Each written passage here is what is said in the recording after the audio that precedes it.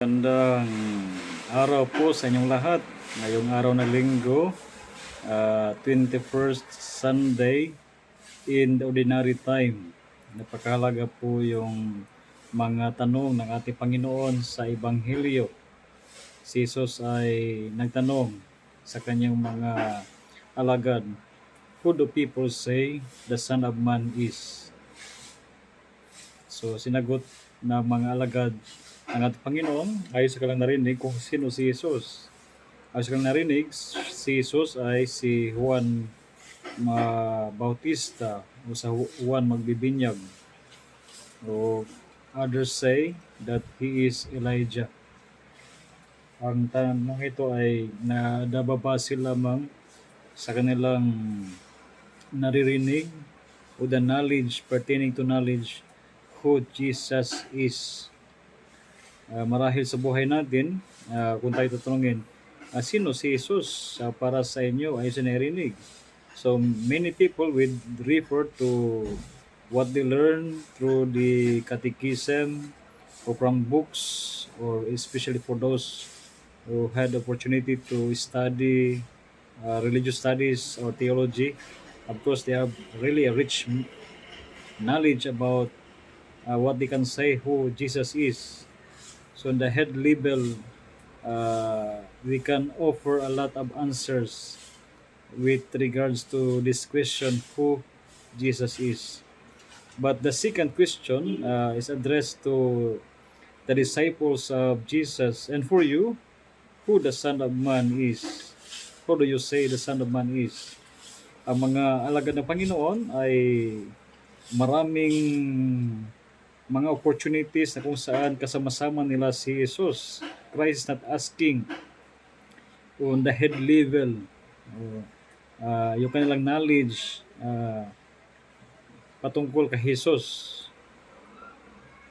Si Jesus ay nagtanong ayon sa kanilang naranasan, sino siya para sa kanila. He is going deeper, not from the head level, but heart level, who Jesus is for you. Since you are with me most of the time, sino ako para sa inyo?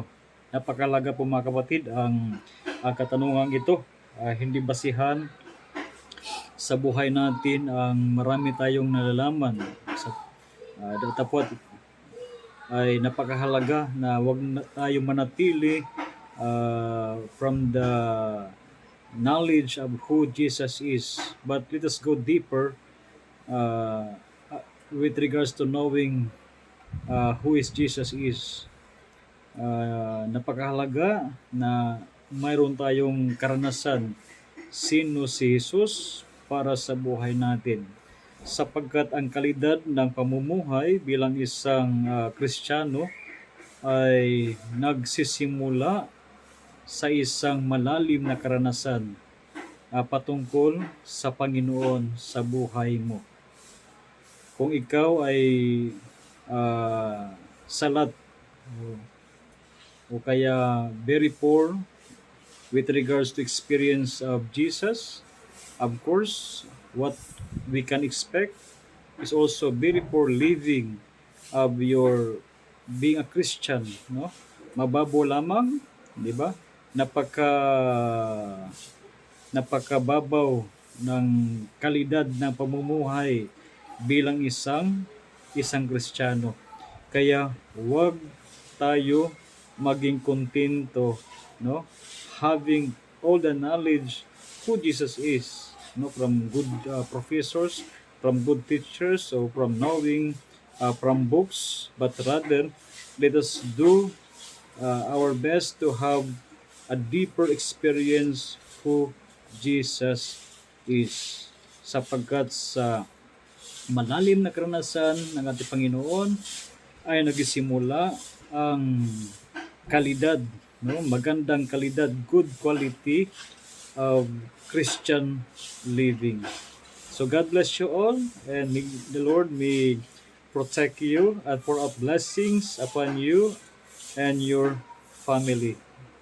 Have a nice Sunday to all.